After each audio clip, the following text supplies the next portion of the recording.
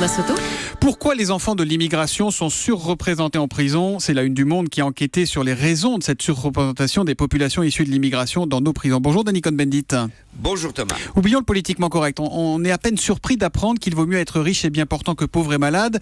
Autrement dit, blanc et propre sur soi que noir ou arabe et dans la misère sociale. C'est pas très surprenant. Oui. En fait, si on reprend l'enquête du Monde, cette enquête qui a été faite autour d'un livre qui vient de sortir de Farhad, un sociologue, Farhad Khosrow-Khavar, qui a enquêté dans les prisons, qui a fait des interviews des détenus et des cadres de la prison parlent. C'est donc dans ce livre, eh bien, il estime qu'il y a 60% de détenus sont musulmans. Alors d'autres chiffres sortent, mais non, ils ne sont que 27%. Et ça, c'est récurrent maintenant. L'hypocrisie, non 27, 30, 60. Ce qui est vrai, ce qui est sûr, c'est qu'il y a une surreprésentation de musulmans dans les prisons. Mais ça, ce sont des raisons sociales et ça n'a rien à voir avec la religion. Ce qui est sûr, c'est que la prison est un accélérateur de haine. D'ailleurs, les prisons françaises la France a été condamnée plusieurs fois par la Cour européenne des droits de l'homme pour les conditions d'incarcération.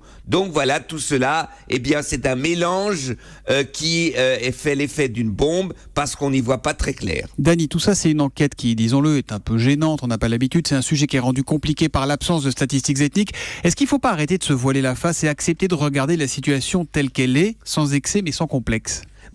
L'étude sociologique, les bonnes feuilles qu'en publie Le Monde, c'est une étude passionnante qui raconte justement. Alors, sur les statistiques ethniques, soyons clairs, il faut des statistiques ethniques à utiliser avec intelligence et modération, mais pour comprendre, il faut des statistiques ethniques pour comprendre quels sont les problèmes dans les écoles, quels sont les problèmes dans certains quartiers. Et il faut arrêter de dire tout citoyen est égal et tout le monde, ce sont des égaux, alors que l'on voit que ce n'est pas vrai. Donc ça, c'est une chose. Ce n'est pas désagréable, c'est l'instrumentalisation d'un problème social, d'une crise sociale qui est désagréable, et ça, il faut lutter contre. Mais la réalité est une réalité. Quand aux États-Unis, on vous dit qu'il y a une surreprésentation carcérale des Noirs, ça ne veut pas dire que être noir, eh bien, on a vocation d'aller en prison. C'est qu'il y a une situation sociale, une situation aux États-Unis qui débouche sur cette incarcération. Donc voilà, il faut être clair.